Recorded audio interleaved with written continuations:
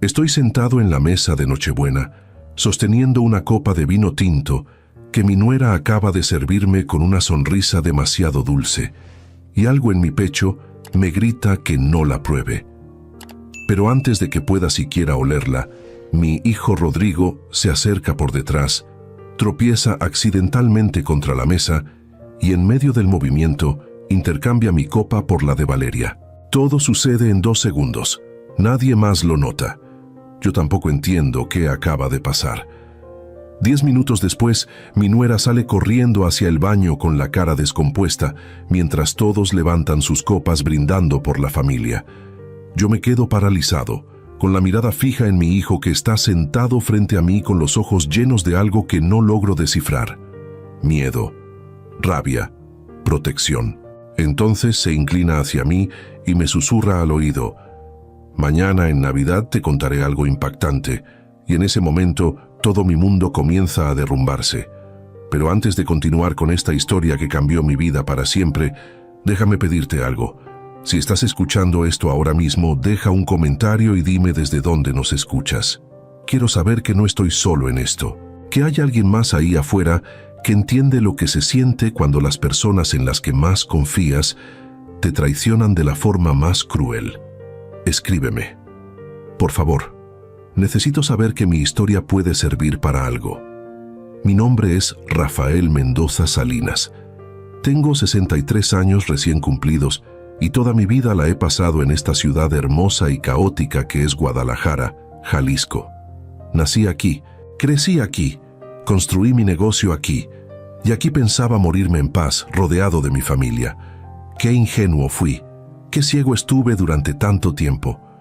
Déjame contarte quién era yo antes de que todo esto comenzara.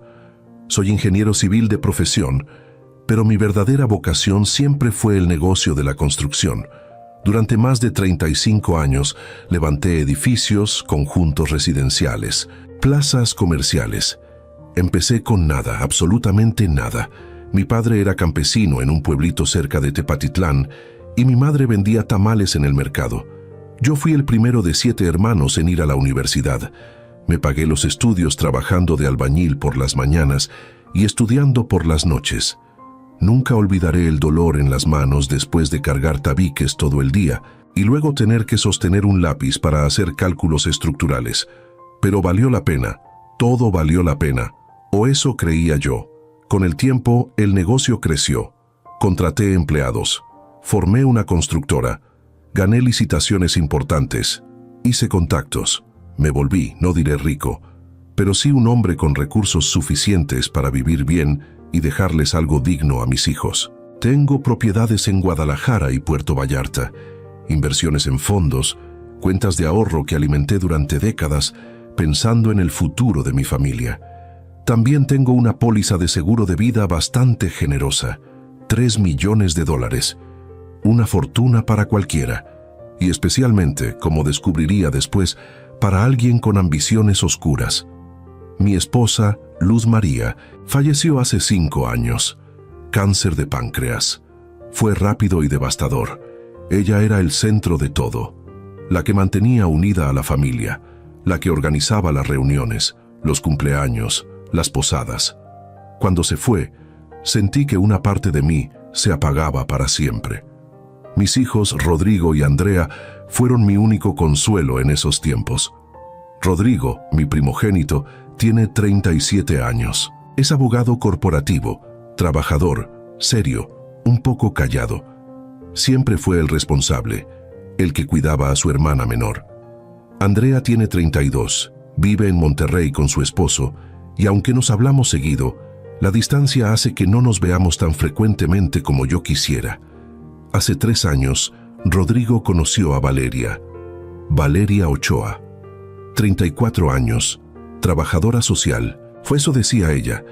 Venía de una familia de clase media de Zapopan sin mayores pretensiones aparentes. Era guapa, educada, simpática. Al principio me cayó bien, parecía genuina, parecía querer a mi hijo. Se casaron al año y medio de noviazgo, en una ceremonia bonita en el jardín de mi casa en Tlaquepaque. Yo pagué todo, por supuesto: la boda, la luna de miel en Grecia, el enganche del departamento donde viven ahora en Providencia. No me importó. Era mi único hijo varón y yo tenía con qué ayudarlo. Quería verlo feliz. Pero algo cambió después de la boda. Algo sutil, casi imperceptible. Valeria empezó a hacer comentarios, pequeñas insinuaciones. «Ay, suegro, qué casa tan grande para usted solo. ¿No se siente muy sola?» «Don Rafa, ¿ya pensó en qué va a hacer con todas estas propiedades cuando ya no esté? Mi amor, tu papá ya está grande. Deberíamos estar más al pendiente de él, ¿no crees?» Al principio lo tomé como preocupación legítima, como cariño de nuera, pero con el tiempo, esos comentarios se volvieron más frecuentes, más insistentes, y siempre, siempre giraban alrededor del mismo tema: mi edad, mi salud, mis bienes, mi futuro.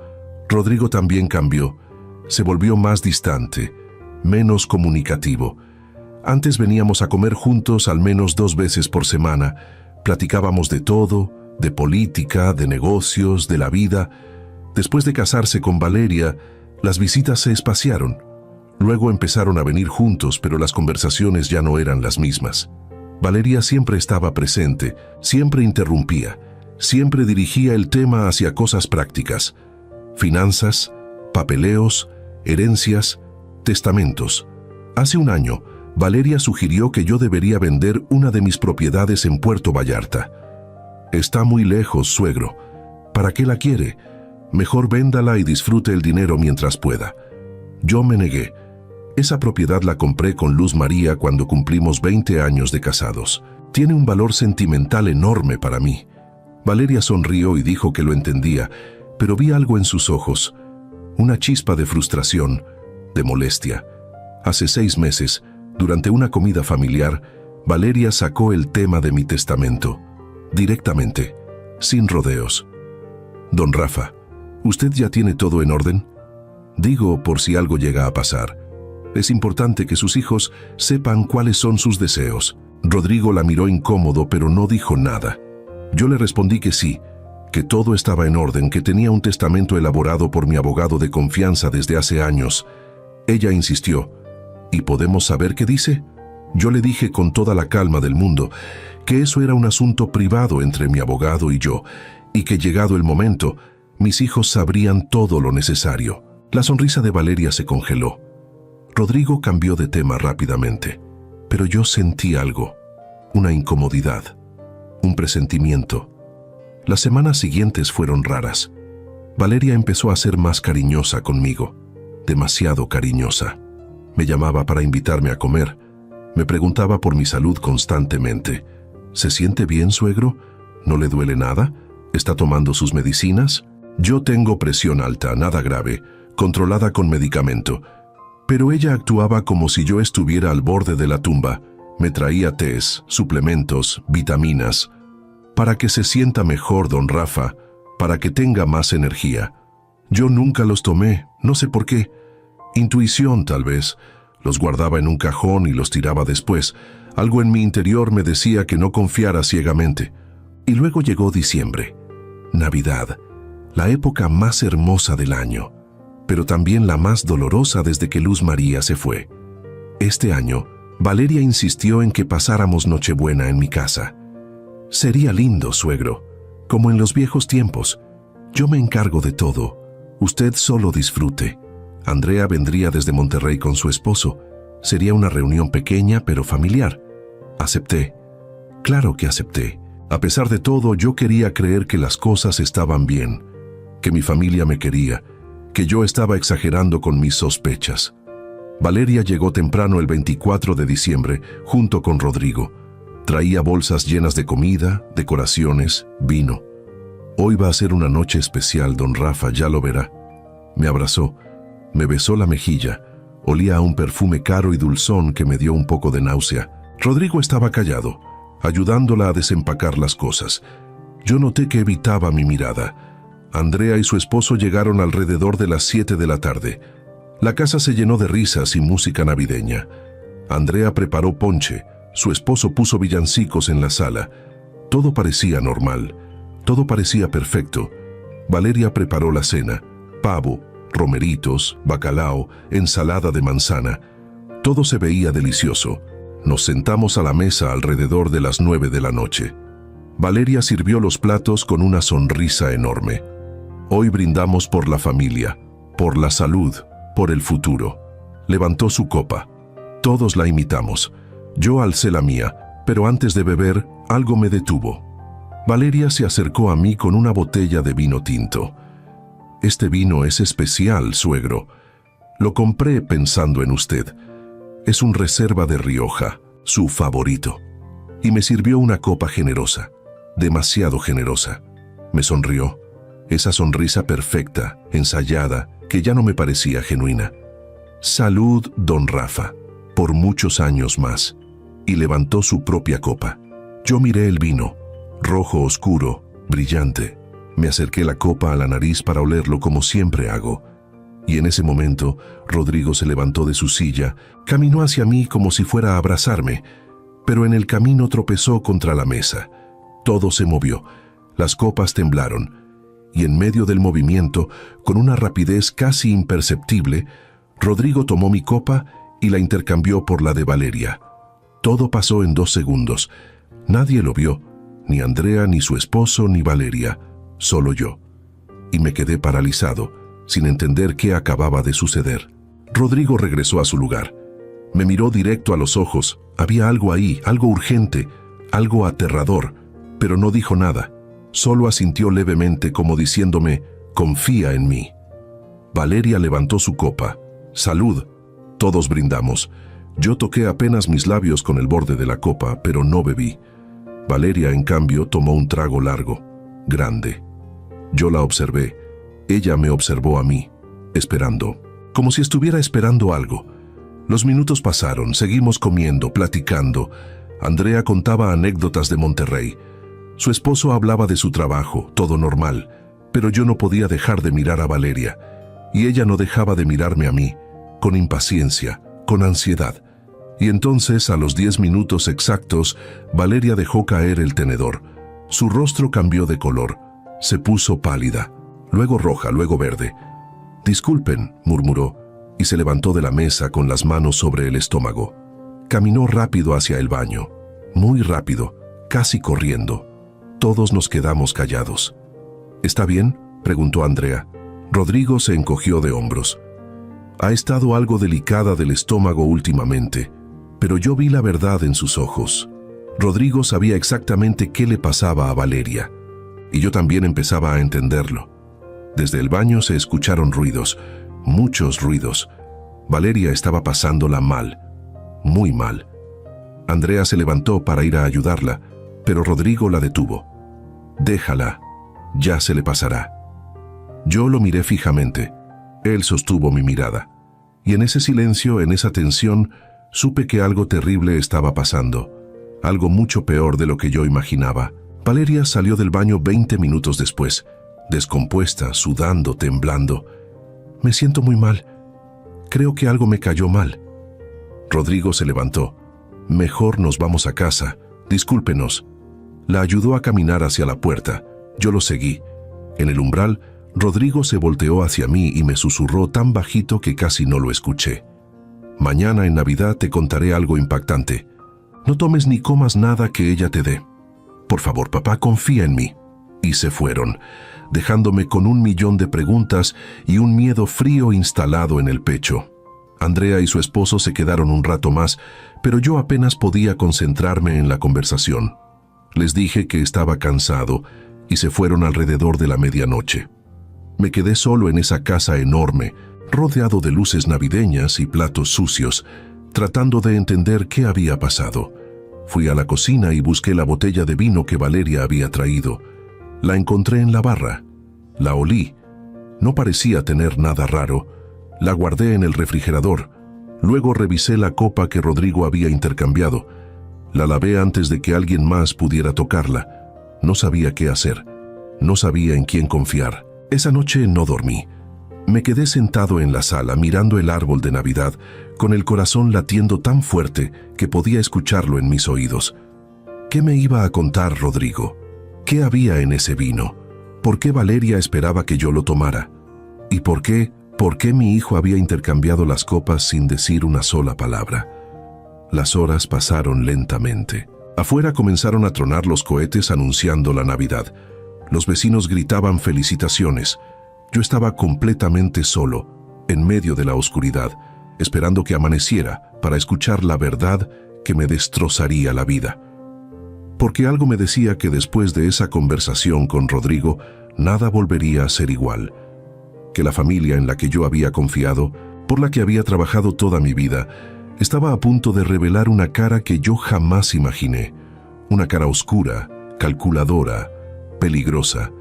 Y lo peor de todo era que mi propio hijo, la persona en quien más confiaba en este mundo, había guardado un secreto terrible. Un secreto que me había salvado la vida esa noche, pero que también significaba que él sabía, que él había estado viendo algo que yo, ciego y confiado, no había querido ver.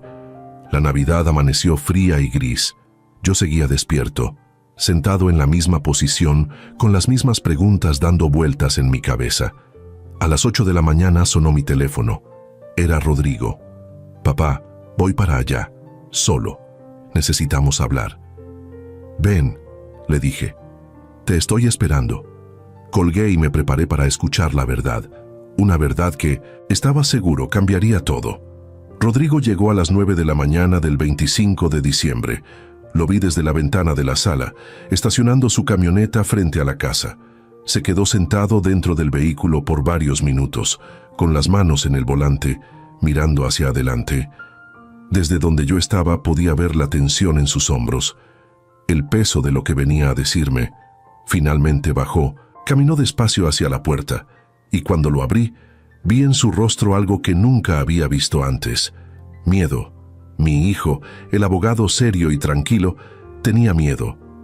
«Pasa», le dije. No hubo abrazos, no hubo felicitaciones de Navidad, solo un silencio denso que nos envolvía a ambos. Rodrigo entró y se quedó parado en medio de la sala, con las manos en los bolsillos, sin saber cómo empezar. Yo cerré la puerta y me volteé hacia él. «Dime qué está pasando. Dime qué hiciste anoche y dime por qué tu esposa esperaba verme correr al baño como lo hizo ella». Rodrigo cerró los ojos, respiró profundo, y cuando los abrió de nuevo, vi lágrimas. Mi hijo, que no lloraba desde que tenía 12 años, tenía los ojos llenos de lágrimas. «Papá», dijo con la voz quebrada, «Valeria te puso laxante en el vino, una dosis muy alta. Quería humillarte. Quería que pasaras la Nochebuena encerrado en el baño, enfermo, débil, vulnerable frente a todos. Quería que Andrea y su esposo te vieran así. Quería que todos pensaran que estás perdiendo facultades, que ya no puedes cuidar de ti mismo». El mundo se detuvo. Las palabras de Rodrigo flotaban en el aire como algo irreal, imposible de procesar. «¿Qué?», fue lo único que pude decir. Mi voz sonaba lejana, como si viniera de otra persona. Rodrigo se pasó las manos por la cara. «La vi ayer en la tarde cuando estábamos preparando las cosas en la cocina. Pensó que yo había salido al patio, pero regresé por mi teléfono y la vi echando algo en la botella de vino, un líquido transparente. Lo vi con mis propios ojos. Papá, se me heló la sangre. No sabía qué hacer. Si la confrontaba ahí mismo, ella lo negaría todo, pero tampoco podía dejarte tomar ese vino». «Por eso cambiaste las copas», murmuré. Rodrigo asintió. Fue lo único que se me ocurrió en el momento. Actuar rápido. Hacer que ella tomara su propia medicina. Quería que sintiera lo que había planeado para ti. Y funcionó. Funcionó demasiado bien. Me senté en el sofá porque las piernas ya no me sostenían. Mi nuera, la mujer que se sentaba en mi mesa, que comía mi comida, que dormía con mi hijo, había intentado humillarme de la forma más cruel posible. Y no solo eso, había algo más detrás. Tenía que haberlo. «Rodrigo», dije levantando la vista hacia él, «esto no es solo sobre humillarme. Nadie hace algo así por pura maldad. ¿Qué más está pasando? ¿Qué más sabes?» Mi hijo se dejó caer en el sillón frente a mí. Se veía agotado, destruido. «Papá, tengo que contarte cosas que he estado viendo durante meses. Cosas que no quería creer. Cosas que traté de ignorar, porque me daba vergüenza admitir que me casé con alguien así. Se frotó los ojos con el dorso de la mano. Valeria está obsesionada con tu dinero, con tus propiedades, con tu seguro de vida. Y no es una obsesión casual, es algo enfermizo, calculado. El aire en la sala se volvió más pesado. Explícate, le dije. Rodrigo sacó su teléfono. Déjame mostrarte algo. Hace 3 semanas, por accidente, vi mensajes en su celular. Estaba dormida y su teléfono sonó varias veces. Lo tomé para silenciarlo y vi las notificaciones. Eran de un grupo de WhatsApp, un grupo que se llama Proyecto Mendoza. Sentí un escalofrío recorrerme la espalda. ¿Proyecto Mendoza? Rodrigo asintió. Sí, papá. Proyecto Mendoza, como tu apellido. Abrí el chat. No pude evitarlo. Y lo que leí me destruyó. Me mostró su teléfono. Tenía capturas de pantalla, conversaciones. Ella está en contacto con 2 personas. Un hombre llamado Gustavo, que es contador, y una mujer llamada Brenda, que es notaria pública. Están planeando algo grande, algo que involucra tus bienes. Tomé el teléfono y comencé a leer. Los mensajes eran de octubre, hace 2 meses. Gustavo, ¿ya averiguaste cuántas propiedades tiene registradas a su nombre? Valeria, 3 en Guadalajara, 1 en Puerto Vallarta y 2 terrenos en Chapala. Brenda, ¿y el seguro de vida? Valeria, $3 millones. Beneficiarios actuales, Rodrigo y Andrea, dividido al 50%. Gustavo, necesitamos que cambie el testamento, o mejor aún, que haga un poder notarial a nombre de Rodrigo. Con eso tendríamos acceso a todo. Las manos me temblaban. Seguí leyendo. Valeria, el problema es que el viejo desconfía. No quiere hablar de herencias. Dice que todo está en orden, pero no nos dice qué dice su testamento. Brenda, ¿y si lo presionas desde otro ángulo? Salud, edad, accidentes, que vea que necesita ayuda. Valeria, ya lo estoy haciendo. Le llevo vitaminas, le pregunto cómo se siente, pero es terco, no se deja. Gustavo, entonces hay que acelerar las cosas. Necesitamos que firme algo, lo que sea, un documento, un papel, aunque sea un permiso simple que podamos modificar después. Me detuve. Miré a Rodrigo. ¿Modificar después? Rodrigo apretó los dientes. Sí, papá. Fraude. Falsificación de documentos. Están planeando estafarte, vaciarte las cuentas, quitarte todo mientras sigas vivo y después cuando ya no estés. No terminó la frase. No hacía falta. Seguí leyendo. Los mensajes continuaban. Valeria, la hija vive en Monterrey, casi no viene. El viejo está solo la mayor parte del tiempo. Es el momento perfecto. Brenda, ¿Rodrigo sospecha algo? Valeria, Rodrigo es un tonto. Está tan ocupado con su trabajo que no ve nada. Confía en mí ciegamente. Puedo manejarlo. Esas palabras. Rodrigo es un tonto. Miré a mi hijo. Tenía la mandíbula tensa, los ojos brillantes de rabia contenida. Sigue leyendo, me dijo con voz ronca. El siguiente mensaje era de hace 2 semanas. Gustavo, propongo algo más agresivo. Si no podemos hacerlo por las buenas, hay que pensar en otras opciones. Brenda, ¿qué tipo de opciones? Gustavo, accidentes, caídas, escaleras, ese tipo de cosas. Un hombre de su edad, con presión alta, puede sufrir un percance en cualquier momento. Y si eso pasa, el seguro se activa automáticamente. Valeria, me gusta cómo piensas, pero tiene que parecer natural, nada sospechoso. Dejé caer el teléfono. Me quedé mirando la pared. No podía respirar, no podía pensar. Mi nuera, la mujer que me llamaba suegro con cariño, estaba planeando hacerme daño. Estaba considerando provocarme un accidente, matarme, para quedarse con mi dinero. Dios mío, susurré. Dios mío, Rodrigo. Mi hijo se levantó y comenzó a caminar de un lado a otro. Cuando leí eso, papá, me quedé helado. No podía creerlo. Pensé que era una broma, que tal vez estaba malinterpretando, pero seguí leyendo, y cada mensaje era peor que el anterior. Hay más, mucho más. Muéstramelo todo, le dije. Rodrigo regresó a mi lado. Me mostró más capturas, conversaciones recientes de hace una semana. Valeria, ya tengo un plan para Nochebuena. Voy a hacerlo quedar como un viejo senil. Voy a humillarlo. Cuando Andrea lo vea así, va a estar de acuerdo en que necesita ayuda. Ahí es cuando sugerimos un tutor legal. Y ese tutor seré yo. Bueno, será Rodrigo, pero yo lo controlo. Gustavo, ¿cómo lo vas a hacer? Valeria, laxante. Una buena dosis en su vino. Va a pasar toda la noche en el baño. Todos van a verlo débil, incapaz. Y entonces podemos empezar a hablar de que necesita supervisión médica, que su salud está fallando. Cerré los ojos. El plan. Todo el maldito plan estaba ahí, escrito, documentado. ¿Guardaste estas conversaciones? Le pregunté a Rodrigo. Cada una, respondió. Las respaldé en la nube, en 3 cuentas diferentes. Tengo pruebas de todo, papá, de cada mensaje, de cada plan, de cada intención. Me puse de pie. La rabia comenzaba a reemplazar al shock. ¿Desde cuándo sabes esto? Rodrigo bajó la mirada. Desde hace 3 semanas, cuando descubrí los mensajes, y desde entonces he estado vigilándola, revisando sus movimientos, escuchando sus llamadas, grabando conversaciones. ¿Grabando? Rodrigo asintió. Sí. Compré una grabadora pequeña y la escondí en mi chamarra.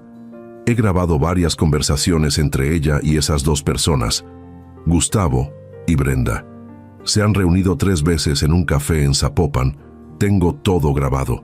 Sus voces, sus planes, todo. ¿Por qué no me dijiste nada antes?, le pregunté. Mi voz sonaba más dura de lo que pretendía. Rodrigo se encogió.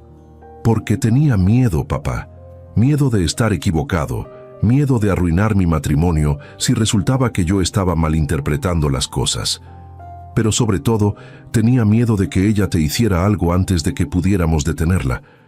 Por eso actué anoche, porque vi que lo del laxante era real, que ella iba en serio, y no podía permitir que te humillara así. Respiré profundo. Intenté calmar el temblor en mis manos. Ella sabe que tú sabes. Rodrigo negó con la cabeza. No. Anoche cuando llegamos a casa estaba tan enferma que solo quería dormir. Le dije que probablemente fue algo que comió en la tarde. Ella no sospecha nada, todavía. ¿Y qué piensas hacer? Rodrigo me miró directo a los ojos. Vamos a destruirla, papá, legal y completamente. Pero tenemos que ser inteligentes. No podemos confrontarla directamente todavía. Necesitamos más pruebas. Pruebas sólidas. Necesitamos vincular a Gustavo y Brenda, demostrar la conspiración. Y necesitamos protegerte, porque si ella se da cuenta de que sabemos, puede hacer algo desesperado. Me senté de nuevo. La mente me daba vueltas. ¿Qué sugieres? Rodrigo sacó una libreta de su mochila. Tenía notas, fechas, nombres. Había estado preparándose para esto. Primero, necesito que cambies todas tus claves. Bancos, correos, todo. Ella conoce algunas de tus contraseñas. No puede tener acceso a nada. Asentí. Segundo, necesito que hables con tu abogado urgente, que revise tu testamento, que verifique que no haya ningún documento raro a tu nombre, ninguna firma que no recuerdes. Nada. Lo haré hoy mismo, dije. Rodrigo continuó. Tercero, vamos a tender una trampa. Voy a decirle a Valeria que tú estás considerando hacer un poder notarial, que estás preocupado por tu salud y quieres que yo tenga acceso a tus cuentas en caso de emergencia. Ella va a morder el anzuelo. Va a presionar para que lo hagas rápido. Y cuando lo haga, la voy a grabar. Voy a grabar cada palabra, cada manipulación, cada intento de fraude. ¿Y después?, pregunté. Rodrigo apretó los puños. Después vamos a la policía, con todas las pruebas, los mensajes, las grabaciones, los nombres de sus cómplices, y la vamos a hundir. A ella y a todos los que están involucrados. Me quedé en silencio por un momento, procesando, planeando. ¿Cuánto tiempo necesitas para juntar todas las pruebas? Rodrigo pensó. 2 semanas, tal vez 3. Necesito grabar más conversaciones. Necesito que ella se confíe que hable más, que revele más detalles. 3 semanas, repetí. Puedes actuar como si nada durante 3 semanas. Vivir con ella sabiendo lo que sabes. Rodrigo tragó saliva. Tengo que hacerlo, papá, por ti, por nosotros, por justicia. Extendí mi mano hacia él. La tomó. Está bien, lo haremos a tu manera, pero necesito que me prometas algo. Rodrigo asintió. Lo que sea. Si en algún momento sientes que estás en peligro, si ella sospecha algo, te sales. Inmediatamente. Te vienes para acá. No te arriesgas. Entendido. Rodrigo apretó mi mano. Entendido. Nos quedamos así por un momento, padre e hijo, unidos contra una amenaza que ninguno de los dos había visto venir. Finalmente, Rodrigo se puso de pie. Tengo que irme. Valeria va a despertar pronto y no puede saber que estuve aquí. Le dije que iba a misa. Caminó hacia la puerta, pero se detuvo antes de salir. Papá, una cosa más. No confíes en nadie. No le digas nada a Andrea todavía. No le digas nada a tus amigos. Nadie puede saber que estamos investigando. Si Valeria se entera, va a desaparecer. Y con ella, todas las pruebas. Lo sé, le dije. Seré cuidadoso. Rodrigo me abrazó. Un abrazo fuerte, desesperado. Te quiero, papá. Y te juro que voy a arreglar esto. Voy a arreglar el desastre que traje a tu vida. Le devolví el abrazo. No es tu culpa, hijo. Ella nos engañó a ambos. Rodrigo se fue. Lo vi subir a su camioneta y alejarse. Y cuando la calle quedó vacía, volví a entrar a la casa y cerré la puerta con llave. Me quedé parado ahí, en medio del silencio, tratando de procesar todo lo que acababa de escuchar. Mi nuera quería mi dinero, mis propiedades, mi vida, y había reclutado ayuda. Un contador y una notaria. Profesionales dispuestos a cometer fraude. Dispuestos incluso a considerar algo mucho peor. Un accidente, una caída, algo que pareciera natural. Fui a mi estudio, saqué una libreta nueva y comencé a escribir. Todo, cada detalle, cada nombre, cada fecha. Si algo me pasaba, alguien tenía que saber la verdad. Escribí durante horas. Documenté cada conversación que había tenido con Valeria en los últimos meses. Cada comentario extraño, cada pregunta sobre dinero, cada insinuación sobre mi salud. Cuando terminé, guardé la libreta en mi caja fuerte, junto con copias de mis documentos importantes, mi testamento, mis escrituras, todo. Luego llamé a mi abogado Ernesto Campos, un hombre de mi edad con quien he trabajado durante 20 años. Ernesto, necesito verte. Urgente. Hoy, si es posible. Ernesto escuchó el tono en mi voz. ¿Estás bien, Rafael? No, admití. No estoy bien, pero lo estaré. Necesito tu ayuda. Ven a mi casa en 2 horas, estaré esperándote. Colgué. Me di una ducha. Me cambié de ropa y mientras me preparaba, sentí algo que no había sentido en años. Determinación. Fuerza. No iba a ser una víctima. No iba a dejar que me robaran. No iba a dejar que me humillaran. Y definitivamente no iba a dejar que me hicieran daño. Si Valeria quería guerra, la tendría. Pero sería una guerra que ella jamás esperó. Porque yo no era un viejo indefenso. Era un hombre que había construido un imperio desde cero. Que había sobrevivido a crisis, a pérdidas, a traiciones. Y no iba a caer ahora. Salí de mi casa con las pruebas que Rodrigo me había dado, con mi libreta, con mi rabia convertida en estrategia. Iba a ver a Ernesto, iba a proteger mis bienes, iba a protegerme a mí mismo. Y cuando llegara el momento, cuando tuviéramos todas las pruebas necesarias, íbamos a destruir a Valeria Ochoa y a todos sus cómplices. Porque nadie, absolutamente nadie, iba a robarle a Rafael Mendoza Salinas lo que tanto le costó conseguir. Y mucho menos, nadie iba a amenazar su vida y salirse con la suya. Esto apenas comenzaba. La casa de Ernesto Campos quedaba en una zona tranquila de Chapalita, rodeada de jacarandas y bugambilias. Había estado ahí cientos de veces a lo largo de los años, pero esta vez era diferente. Esta vez no iba a hablar de contratos o escrituras, iba a hablar de supervivencia. Toqué el timbre y Ernesto abrió casi inmediatamente. Me miró de arriba a abajo, evaluándome con esos ojos de abogado que nunca se pierden un detalle.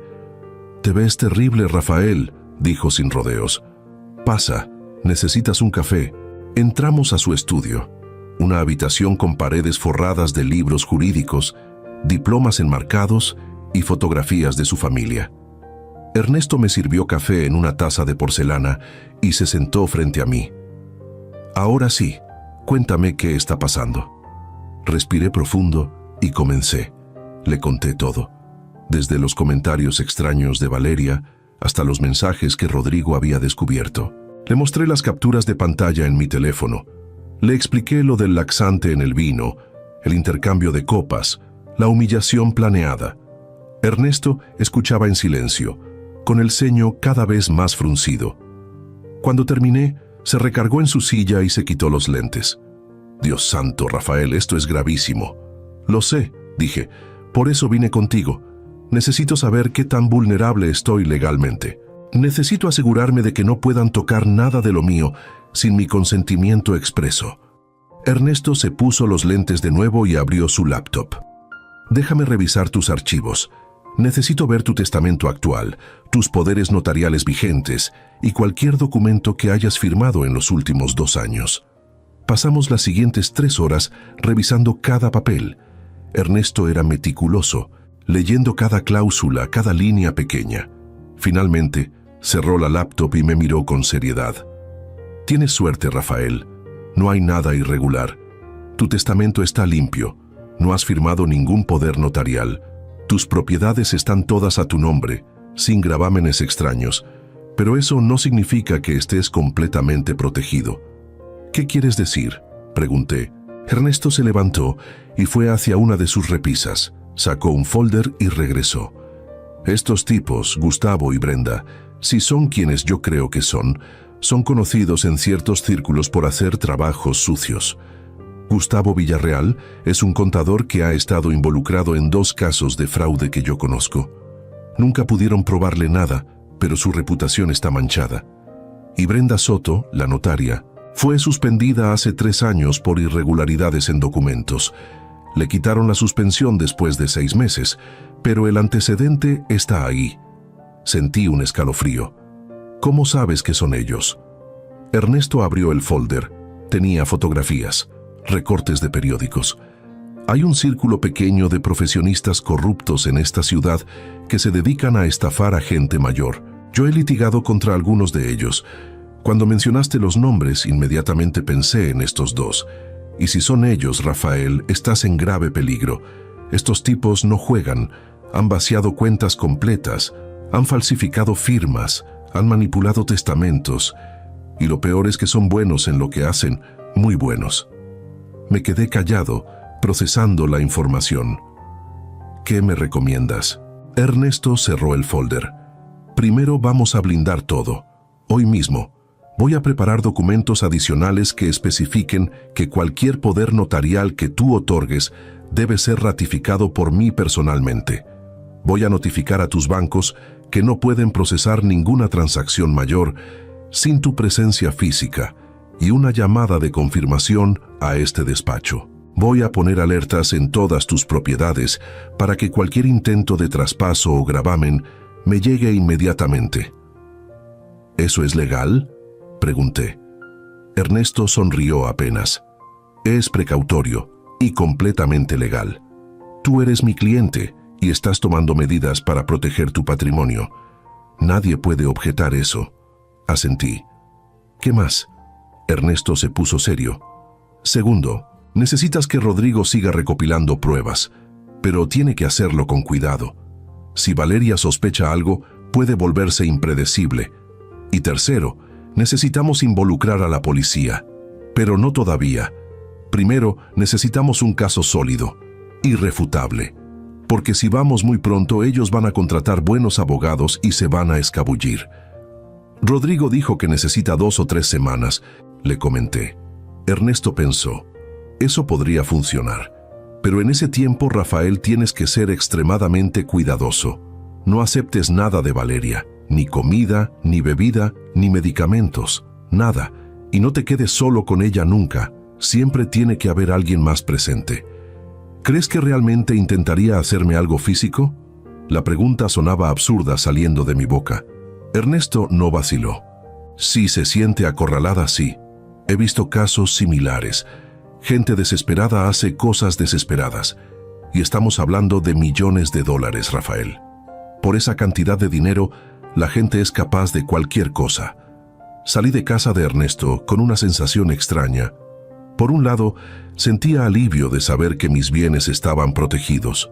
Por otro, tenía un miedo constante instalado en el pecho. Un miedo que no podía compartir con nadie más que con Rodrigo y Ernesto.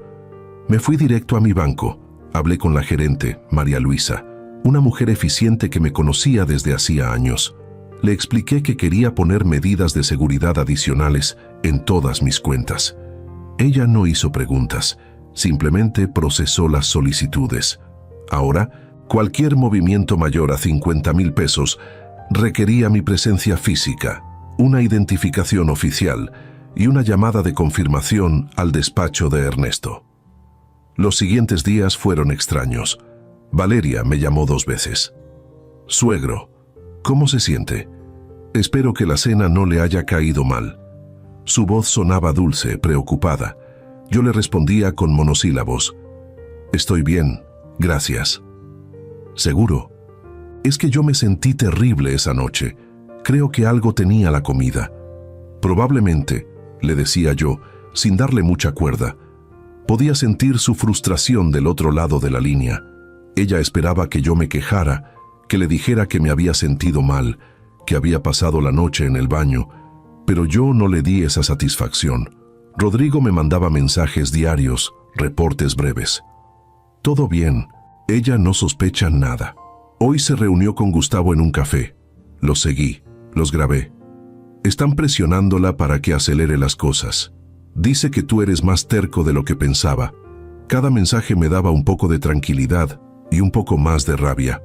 Mi hijo estaba arriesgándose por mí, viviendo con una víbora, fingiendo que todo estaba bien. Una semana después de Navidad, Valeria y Rodrigo vinieron a visitarme. Yo estaba preparado. Ernesto me había aconsejado que los recibiera con normalidad, que no mostrara ninguna sospecha. «Actúa como siempre», me había dicho. «No les des ninguna razón para pensar que sabes algo». Los recibí en la sala. Valeria traía un pastel de 3 leches. «Se lo hice especialmente, suegro. Sé que le encanta». Sonreí y lo recibí, pero no lo probé. Más tarde, cuando se fueron, lo tiré a la basura. No iba a arriesgarme. Durante la visita, Valeria sacó el tema que yo sabía que iba a sacar. «Don Rafa, Rodrigo y yo estuvimos platicando. Usted ya tiene una edad en la que sería bueno tener todo más organizado. Digo, no queremos pensar en cosas malas, pero uno nunca sabe. Ha pensado en hacer un poder notarial, algo que le dé a Rodrigo acceso a sus cuentas en caso de emergencia». Ahí estaba, el anzuelo. Miré a Rodrigo. Él mantenía la cara neutral, pero yo podía ver la tensión en su mandíbula. «¿Por qué me preguntas eso?», dije, mirando directamente a Valeria. Ella sonrió. «Porque lo queremos, suegro. Porque nos preocupamos por usted. Si algo le pasara, si tuviera un accidente o se enfermara, Rodrigo necesitaría poder manejar sus asuntos, pagar hospital, doctores, medicinas, ese tipo de cosas. Ya tengo todo eso cubierto», le dije. «Tengo seguros, tengo un abogado, está todo en orden». Valeria insistió. «Pero sería más fácil si Rodrigo tuviera un poder. Así no tendría que estar llamando al abogado cada vez. Sería más rápido, más eficiente». Yo negué con la cabeza. «No veo la necesidad. Como te digo, todo está en orden, pero gracias por la preocupación». Vi la frustración en sus ojos. Ella apretó los labios e intentó cambiar de estrategia. «¿Y qué dice su testamento, suegro?». «Perdone que pregunte, pero es importante que Rodrigo sepa, para evitar problemas después». «Mi testamento es un asunto privado», le dije con firmeza. «Cuando llegue el momento, todos sabrán lo necesario, pero ese momento no es ahora». Valeria forzó una sonrisa. «Claro, solo era una pregunta».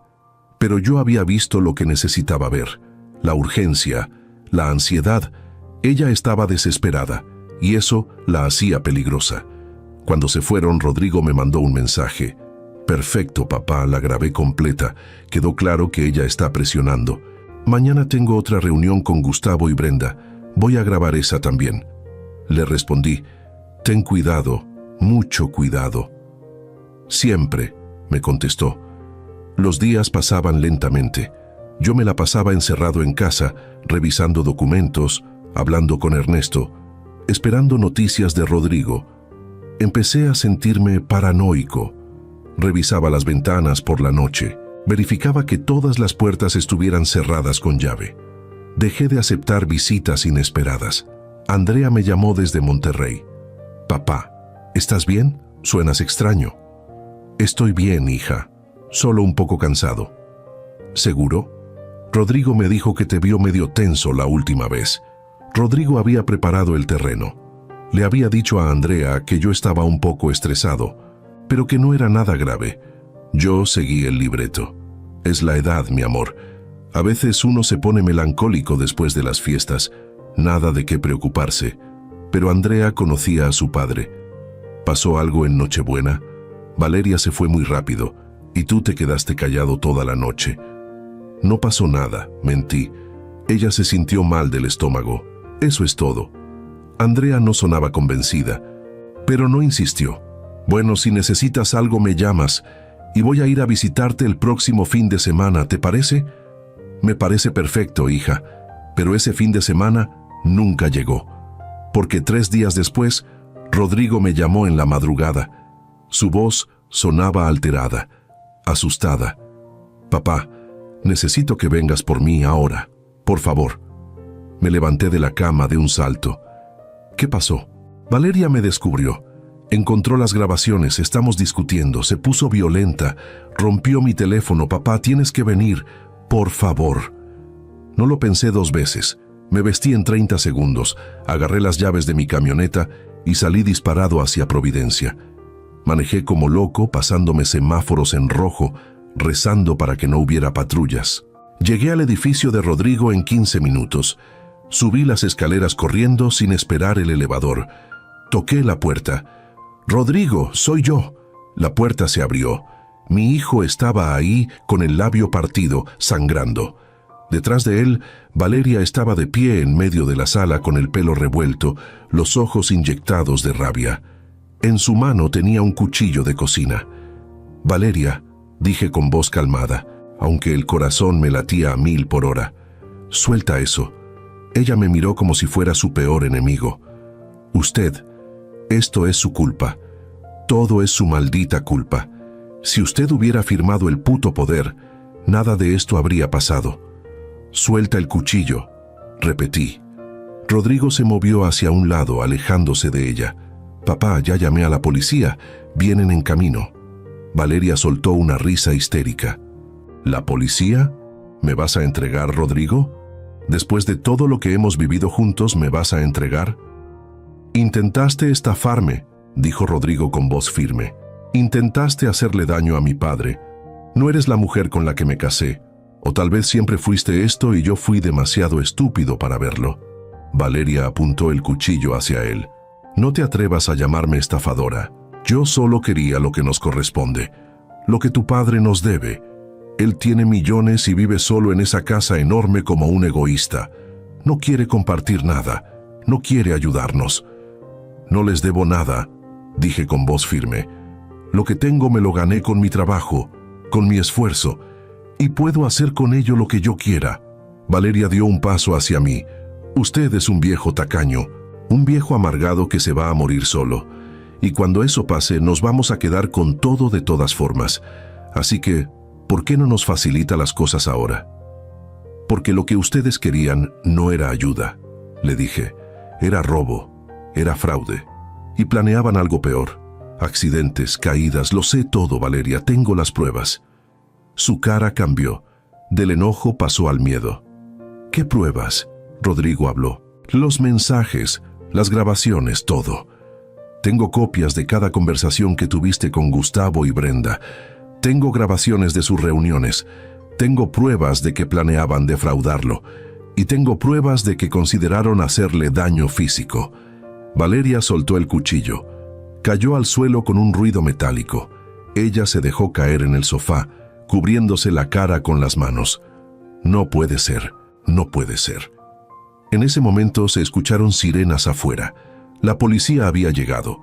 Rodrigo corrió a abrir la puerta. Entraron 3 oficiales. Yo les expliqué la situación rápidamente. Les mostré en mi teléfono algunas de las capturas de pantalla que Rodrigo me había enviado. Les dije que había amenazado a mi hijo con un cuchillo.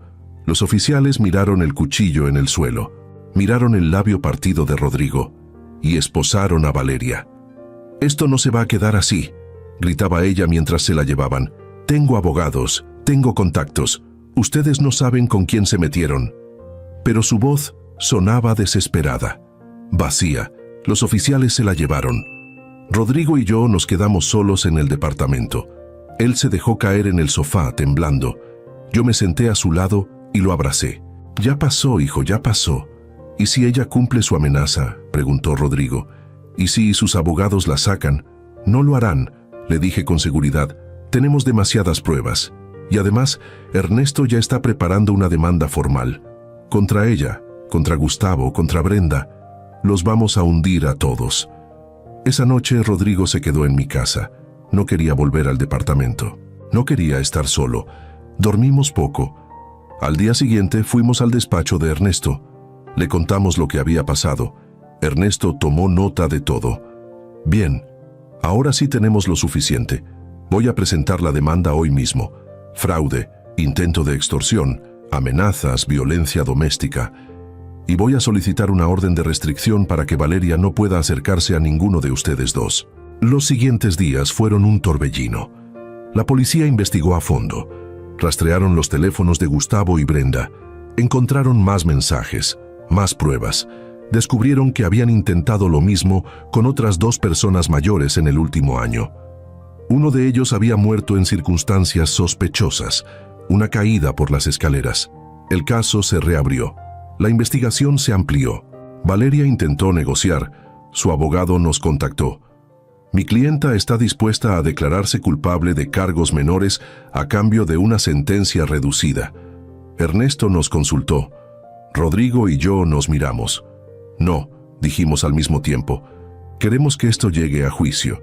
Queremos que todos sepan lo que hizo. Queremos justicia completa». El juicio se programó para 3 meses después. Mientras tanto, Valeria quedó en prisión preventiva, sin fianza. El juez consideró que era un peligro para la sociedad. Rodrigo inició su proceso de divorcio. Fue rápido. No había bienes en común. No había hijos, solo papeles y firmas. Gustavo y Brenda también fueron arrestados. Sus oficinas fueron cateadas. Se encontraron documentos falsos, firmas apócrifas, evidencia de múltiples fraudes. El escándalo fue enorme. Salió en las noticias. Red de estafadores se aprovechaba de adultos mayores en Guadalajara. Yo me convertí en una especie de símbolo. Los medios querían entrevistarme. El hombre que destapó una red de fraude. Pero yo me negué. No quería ser famoso, solo quería justicia y protección para otros como yo. Ernesto sugirió que diéramos un comunicado a través del Colegio de Abogados. Una advertencia para otros adultos mayores. Cuidado con quienes se acercan demasiado. Cuidado con preguntas sobre dinero, propiedades, herencias. Cuidado con la presión para firmar documentos. Cuidado con las personas que los hacen sentir incapaces o débiles. El comunicado se distribuyó ampliamente. Varias personas se acercaron después, diciendo que habían vivido situaciones similares, que sospechaban de familiares o conocidos. Se abrieron más investigaciones. Finalmente llegó el día del juicio. La sala estaba llena. Andrea vino desde Monterrey para acompañarnos. Ernesto presentó todas las pruebas, las capturas de pantalla, las grabaciones de audio, los testimonios, los documentos falsos encontrados en las oficinas de Gustavo y Brenda. El caso era irrefutable. Valeria intentó llorar en el estrado. Yo solo quería ayudar a mi esposo, ayudar a mi familia. Pero su historia no cuadraba con la evidencia. Los mensajes eran claros. La intención era clara. El jurado deliberó durante 2 días. Cuando regresaron, el veredicto fue unánime: culpable en todos los cargos. Valeria fue sentenciada a 12 años de prisión, Gustavo a 15, Brenda a 13. Además, tuvieron que pagar restitución a todas sus víctimas anteriores. Millones de pesos. Sus carreras profesionales quedaron destruidas. Sus nombres quedaron manchados para siempre. Cuando salimos de la corte, Rodrigo me abrazó. «Ganamos, papá. Ganamos». «Sí, hijo», le dije. «Ganamos». Pero la victoria se sentía agridulce, porque aunque habíamos obtenido justicia, algo se había roto en el camino. La confianza, la inocencia, la capacidad de creer que las personas son buenas por naturaleza. Esa noche, en casa, los 3 cenamos juntos. Rodrigo, Andrea y yo, como una familia, como debió ser siempre. Andrea levantó su copa.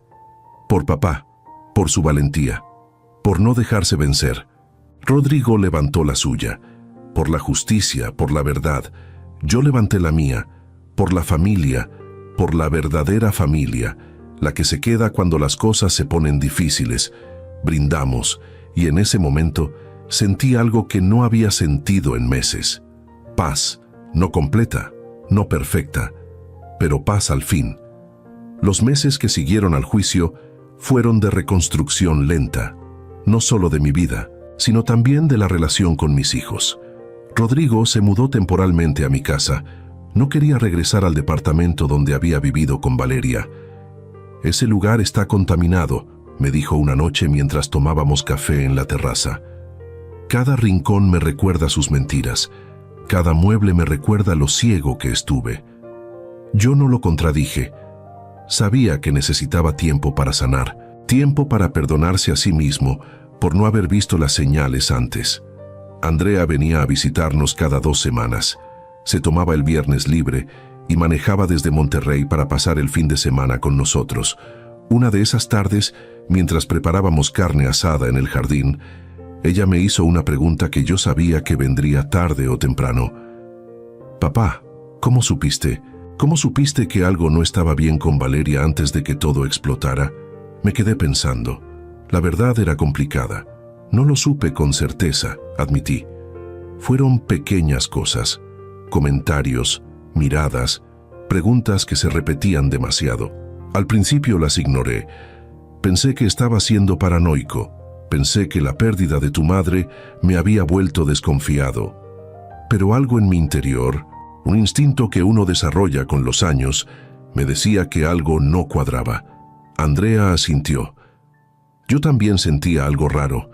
La primera vez que la conocí, me pareció demasiado perfecta, demasiado amable, demasiado interesada en agradar, pero me dije a mí misma que estaba siendo injusta, que no debía juzgarla sin conocerla. Todos cometemos ese error, le dije. Queremos creer lo mejor de las personas, especialmente cuando esas personas están cerca de quienes amamos. Rodrigo se acercó con los platos para la carne. Yo fui el peor de todos, dijo con amargura. Viví con ella 3 años, dormí a su lado, le creí cada palabra. Y nunca sospeché nada hasta que vi esos mensajes. Se sentó junto a nosotros. ¿Saben qué es lo que más me duele? No es que haya intentado robar. No es que haya planeado hacerte daño, papá. Es que nunca me amó. Ni un solo día. Todo fue actuación. Todo fue parte de un plan. Le puse la mano en el hombro. Eso no lo sabes, hijo. La gente es compleja. Tal vez al principio sí hubo algo real. Tal vez después la ambición lo corrompió todo. O tal vez tienes razón y todo fue mentira desde el principio. Pero ya no importa. Lo que importa es que saliste de ahí, que estás aquí, que estás vivo y libre. Rodrigo me miró con los ojos húmedos. A veces me pregunto qué habría pasado si yo no hubiera visto esos mensajes, si no hubiera descubierto el plan. ¿Lo habrían logrado? ¿Te habrían hecho daño? No lo sabremos, le dije, y es mejor así. No podemos vivir en el qué hubiera pasado, solo podemos vivir en el ahora. Pero yo sí me lo preguntaba. En las noches, cuando no podía dormir, me imaginaba escenarios. Me veía tomando ese vino con laxante, me veía humillado frente a mi familia, y después me imaginaba firmando documentos bajo presión. Me imaginaba cayendo por las escaleras, me imaginaba en un hospital, débil y confundido, mientras Valeria convencía a los doctores de que yo ya no estaba en condiciones de manejar mis propios asuntos. Me imaginaba mi funeral, a Valeria llorando falsamente, a Rodrigo sin saber que su esposa había sido la responsable. Y esas imágenes me quitaban el sueño. Ernesto me recomendó ver a un terapeuta. Rafael, esto fue un trauma, no solo físico, emocional, psicológico. No puedes procesarlo solo. Al principio me resistí. Yo era de la generación que no hablaba de sentimientos, que aguantaba, que seguía adelante. Pero después de 3 semanas de insomnio, acepté. El terapeuta se llamaba Dr. Héctor Montes, un hombre joven, de unos 40 años, con una voz calmada y una paciencia infinita. Don Rafael, me dijo en la primera sesión, lo que usted vivió es lo que llamamos traición relacional compleja. No fue solo una traición, fueron múltiples capas: traición de confianza, traición familiar, traición financiera y traición con intención de daño. Es normal que esté sintiendo miedo, rabia, confusión. ¿Y cómo se supone que debo superarlos?, le pregunté. El doctor Montes sonrió levemente. No se trata de superar, se trata de procesar, de entender, de sanar poco a poco. Y sobre todo, de no dejar que esta experiencia lo convierta en alguien que ya no es. El miedo es natural, pero no puede volverse su prisión. Sus palabras resonaron en mí, porque eso era exactamente lo que estaba pasando. El miedo se había convertido en mi prisión. Tenía miedo de salir de casa, miedo de conocer gente nueva, miedo de confiar, miedo de vivir. Las sesiones con el doctor Montes me ayudaron. Poco a poco comencé a entender que lo que había pasado no era mi culpa, que yo no había sido ingenuo o tonto, que había sido víctima de personas expertas en manipulación, y que mi reacción, mi instinto de desconfianza, era lo que me había salvado. También trabajamos el tema del perdón. ¿Cree que algún día pueda perdonar a Valeria?, me preguntó el doctor Montes en una sesión. No lo sé, admití. Una parte de mí quiere odiarla para siempre, quiere que sufra por lo que hizo, pero otra parte está cansada de cargar ese peso.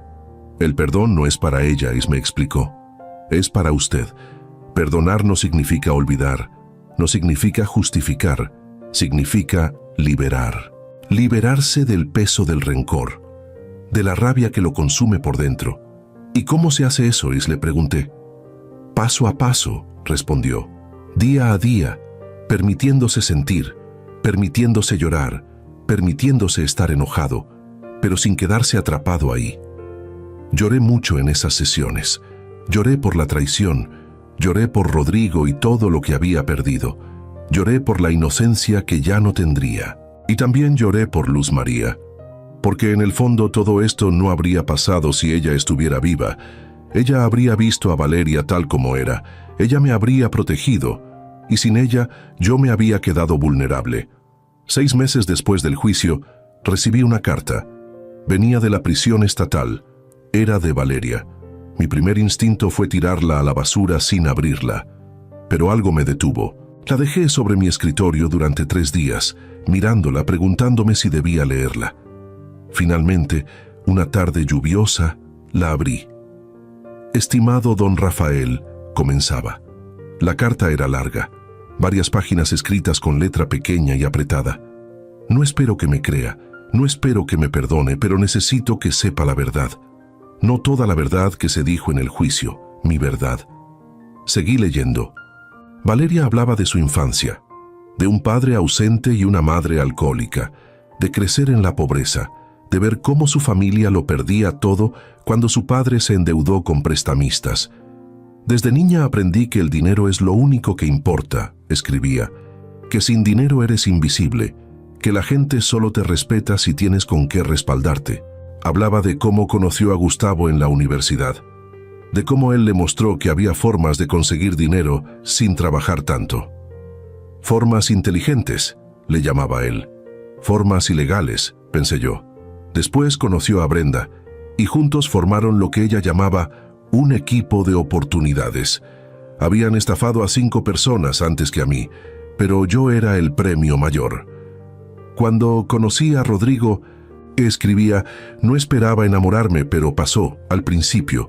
Él era bueno, amable, todo lo que yo no conocía, pero después, cuando supe quién era su padre, cuando supe cuánto dinero tenía usted, algo cambió en mí. La ambición regresó, y poco a poco, el amor se fue. Gustavo y Brenda me presionaban, decían que esta era la oportunidad de nuestras vidas, que después de esto podríamos retirarnos, vivir tranquilos. Y yo les creí. Me convencí de que usted no necesitaba todo ese dinero, que nosotros lo merecíamos más, que era justo. Sentí náuseas leyendo eso. Justo. Ella creía que robarme era justo. Lo del laxante fue mi idea, continuaba. Quería humillarlo. Quería que su familia viera que ya no era el hombre fuerte que todos recordaban, que necesitaba ayuda. Quería abrir la puerta para el siguiente paso. Pero nunca pensé en hacerle daño físico. Eso fue idea de Gustavo. Y yo dije que sí porque tenía miedo de quedar fuera del plan. Pero no lo habría hecho. Lo juro. Jamás habría permitido que le pasara algo. Dejé la carta sobre el escritorio. ¿Debía creerle? ¿Importaba si le creía o no? Ella seguía siendo culpable. Seguía siendo una manipuladora. Pero había algo en sus palabras que me hizo pensar. Tal vez ella también era víctima. No de mí, sino de su propia ambición, de su propia historia, de las personas que la rodeaban. Eso no la excusaba, pero la humanizaba. Y tal vez, solo tal vez, eso era lo que yo necesitaba para empezar a soltar el rencor. Le mostré la carta a Rodrigo. Él la leyó en silencio. Cuando terminó, la dobló cuidadosamente y me la devolvió. ¿Qué piensas?, le pregunté. Rodrigo suspiró. Pienso que está tratando de justificarse. Pienso que quiere que la veamos como víctima. Pero también pienso que probablemente hay algo de verdad ahí. No en todo, pero en algo. ¿La perdonas?, le pregunté directamente. Rodrigo pensó largo rato antes de responder. No, todavía no. Tal vez nunca, pero ya no la odio. Y eso es un avance. Unos meses después, el abogado de Valeria me contactó de nuevo. Mi clienta quiere verlo, quiere hablar con usted, cara a cara. Ernesto me aconsejó que no fuera. No tienes ninguna obligación, Rafael. Nada bueno puede salir de eso. Pero el doctor Montes tenía otra opinión. A veces el cierre viene de la confrontación, de mirar a la persona que te hizo daño y decirle lo que necesitas decirle. Pero solo si tú te sientes listo, solo si tú lo quieres. Pensé durante semanas. Finalmente, decidí ir. No por ella, por mí, porque necesitaba verla. Necesitaba decirle cosas que no había podido decir en el juicio. La visita se programó para un martes por la tarde. Ernesto insistió en acompañarme. Rodrigo también quiso ir, pero le pedí que no lo hiciera. Esto es algo que necesito hacer solo. Bueno, no solo con Ernesto, pero sin mi hijo. La prisión estatal era un lugar gris y frío. Pasamos por 4 controles de seguridad antes de llegar a la sala de visitas. Era un cuarto pequeño con una mesa de metal y 2 sillas a cada lado. Valeria ya estaba ahí cuando entramos. Se veía diferente, sin maquillaje, con el pelo recogido en una cola simple. Vestía el uniforme beige de la prisión. Cuando me vio, sus ojos se llenaron de lágrimas. «Don Rafael», dijo con voz quebrada. Yo no respondí. Me senté frente a ella. Ernesto se quedó de pie junto a la puerta. Valeria esperaba que yo hablara primero, pero yo solo la miraba, observando, analizando, buscando señales de sinceridad o manipulación. «Gracias por venir», dijo finalmente. No pensé que lo haría. «Casi no lo hago», admití, «pero necesito respuestas. Respuestas reales, no las que le diste al juez, no las que escribiste en tu carta, la verdad completa». Valeria asintió. «Pregúnteme lo que quiera».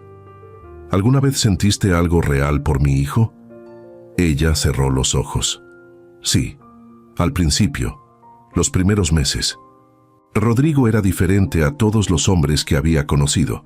Pero después, cuando supe quién era usted, cuando vi la oportunidad, dejé que la ambición ganara. Y eso es algo con lo que tendré que vivir para siempre. ¿Habrías llegado hasta el final?, pregunté. ¿Habrías permitido que me hicieran daño físico? Valeria me miró directo a los ojos. No lo sé. Quiero decir que no. Quiero creer que en el último momento me habría arrepentido, pero la verdad es que no lo sé, y eso me aterroriza. Al menos era honesta en eso. ¿Cuántas personas como yo hay?, le pregunté. ¿Cuántas víctimas dejaron atrás? Antes de usted, 5, admitió. 3 en Guadalajara, 1 en Zapopan, 1 en Tlaquepaque.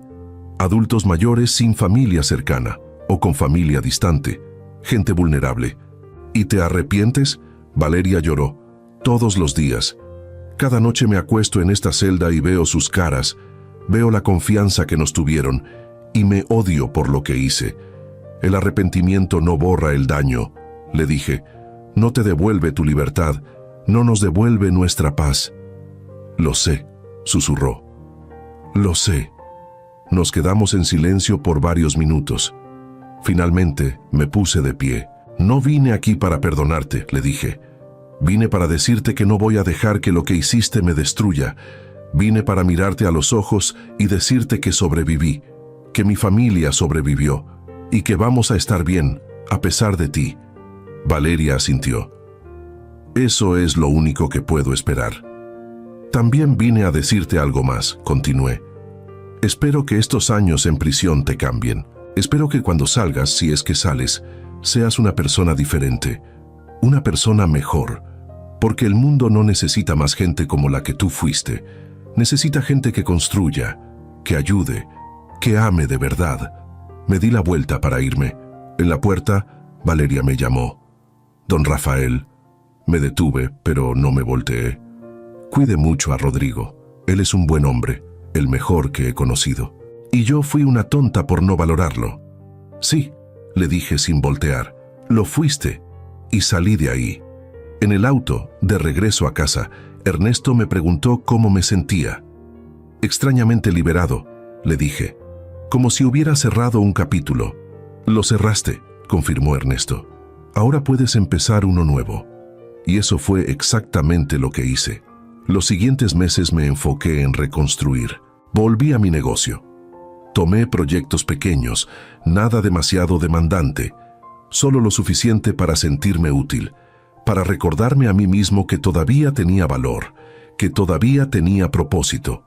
También me involucré en un grupo de apoyo para adultos mayores víctimas de fraude. Había más de lo que yo imaginaba. Hombres y mujeres que habían perdido todo a manos de familiares, conocidos o extraños. Compartí mi historia. Les conté cómo había sobrevivido. Les di consejos prácticos, blindar sus cuentas, desconfiar de preguntas insistentes sobre dinero, tener un abogado de confianza, nunca firmar nada bajo presión y, sobre todo, escuchar su instinto.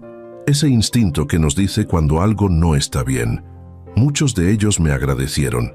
Me dijeron que mi historia les había dado esperanza, que no estaban solos. Y eso me llenó de un propósito que no sabía que necesitaba. Rodrigo finalmente vendió el departamento donde había vivido con Valeria. Con el dinero, compró uno nuevo, más pequeño, más modesto, pero limpio de recuerdos. Lo decoró a su gusto, sin ayuda de nadie. Y por primera vez en años, lo vi realmente feliz. Estoy aprendiendo a estar solo, me dijo una tarde mientras tomábamos café en su nuevo lugar, y no está tan mal. De hecho, está bien. No hay prisa, le dije. El amor llega cuando tiene que llegar, y cuando llegue, vas a estar listo. Vas a saber reconocerlo, porque ahora sabes cómo se ve el amor falso. Rodrigo sonrió. Eso espero, papá, eso espero. Andrea y su esposo nos visitaron para Navidad ese año. Fue una celebración tranquila. Solo nosotros 4, sin invitados extraños, sin sorpresas desagradables. Cocinamos juntos, reímos, recordamos a Luz María con cariño y brindamos por el futuro. Por la familia, dije levantando mi copa, por la verdadera familia. Por la resiliencia, agregó Andrea. Por la justicia, añadió Rodrigo. Por el amor, concluyó el esposo de Andrea. Esa noche, después de que todos se fueron a dormir, me quedé solo en la terraza, mirando las estrellas, pensando en todo lo que había pasado, en lo cerca que estuve de perderlo todo, no solo mi dinero, mi vida, mi familia, mi dignidad, pero había sobrevivido.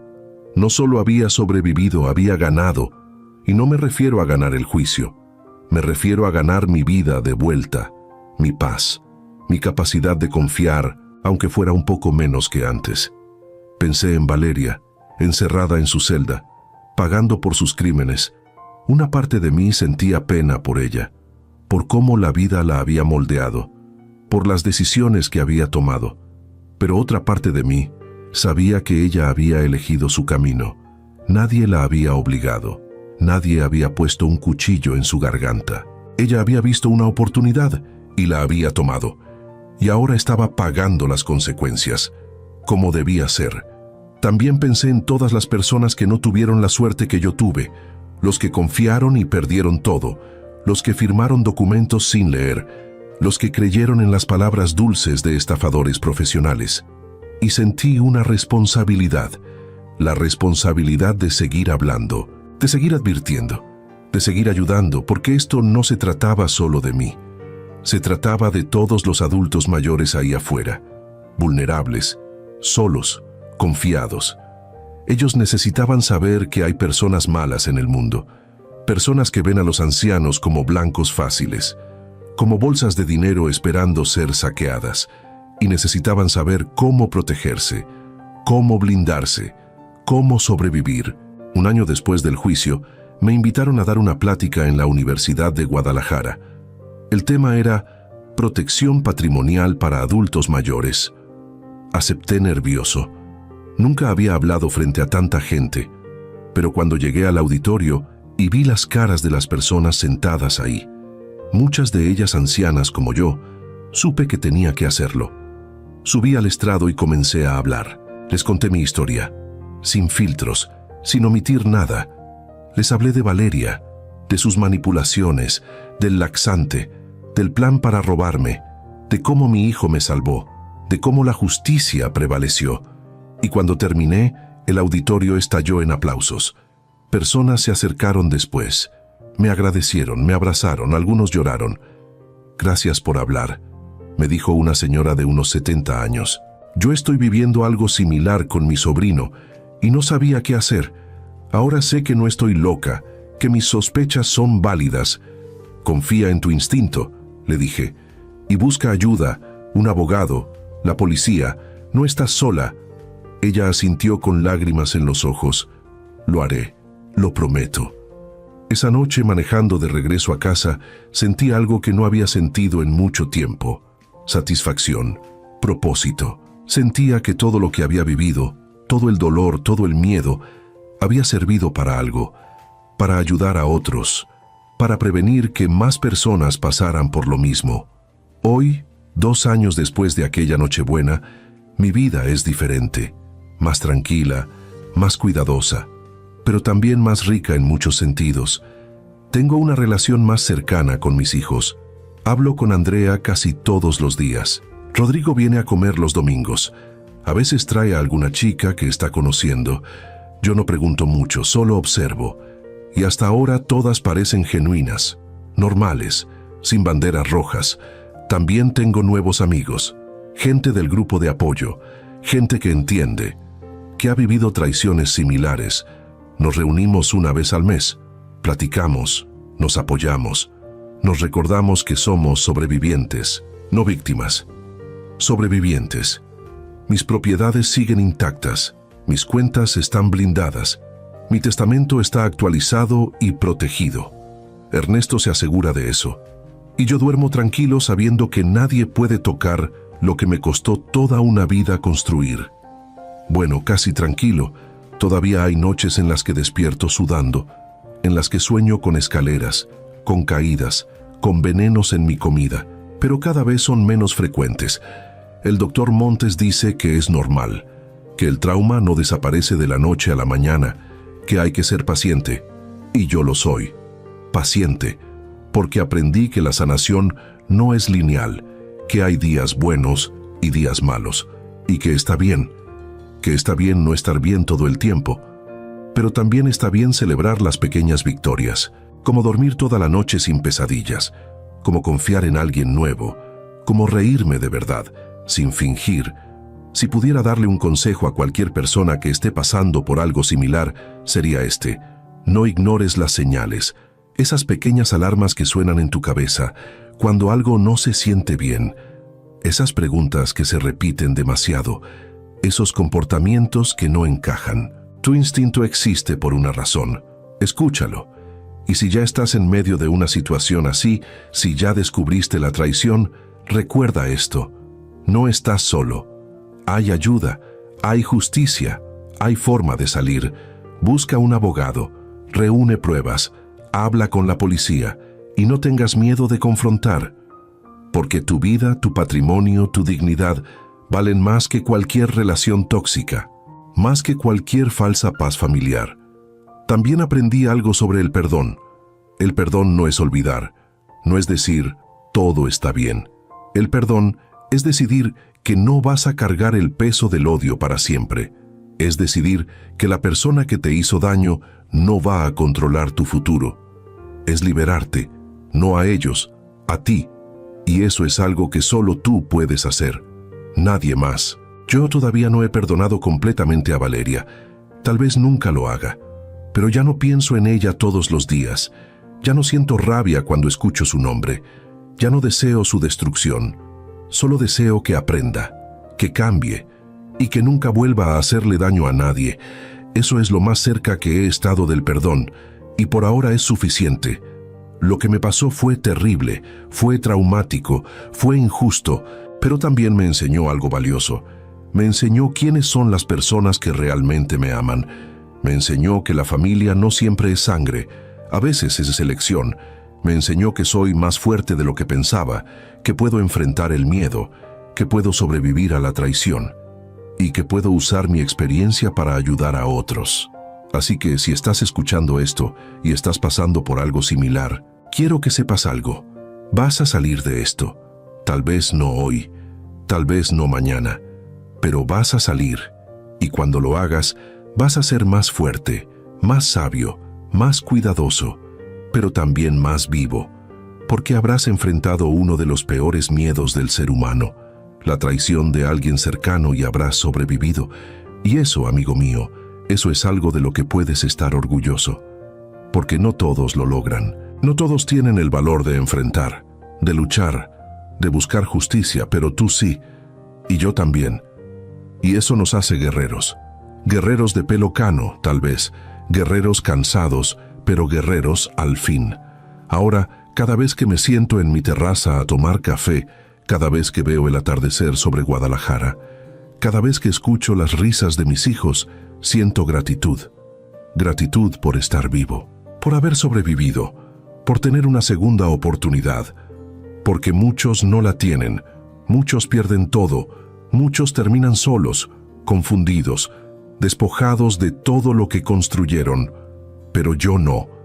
Yo estoy aquí, con mi casa, con mis hijos, con mi dignidad intacta y con una historia que contar, una historia que espero ayude a alguien, a cualquiera que la necesite, porque si mi dolor puede prevenir el dolor de otra persona, entonces valió la pena, todo valió la pena.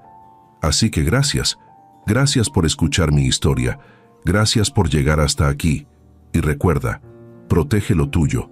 Confía en tu instinto, rodéate de gente buena. Y si alguna vez enfrentas una traición como la mía, no te rindas. Lucha, busca justicia y sobrevive, porque el mundo necesita más sobrevivientes, más voces que cuenten la verdad, más personas que digan: yo pasé por esto y salí adelante, y si yo pude, tú también puedes. Que Dios te bendiga, que te proteja y que nunca tengas que vivir lo que yo viví. Pero si lo haces, recuerda mi historia y recuerda que hay salida, siempre hay salida. Cuídate mucho y cuida a los tuyos, porque al final del día, lo único que realmente importa es la gente que amamos, la gente que nos ama de verdad. Todo lo demás es secundario. Esta es mi historia. La historia de Rafael Mendoza Salinas, un hombre que estuvo al borde del abismo, pero que decidió aferrarse a la vida, a la justicia, a la esperanza, y que hoy, 2 años después, puede decir con la cabeza en alto: sobreviví. Y no solo sobreviví, triunfé. Gracias por escucharme, de corazón, y que nunca te pase lo que a mí, pero si te pasa, ya sabes qué hacer. Ya sabes que no estás solo, y ya sabes que hay justicia, que hay esperanza, que hay vida después de la traición. Hasta siempre, amigos, y recuerden, la familia verdadera es la que se queda cuando todo se derrumba. Cuídenla, protéjanla, y nunca, nunca la den por sentada, porque lo aprendí de la forma más dura. No todos los que sonríen son familia, y no todos los que se llaman familia son leales, pero los que lo son, los que realmente lo son, esos valen todo el oro del mundo. Que Dios los bendiga a todos.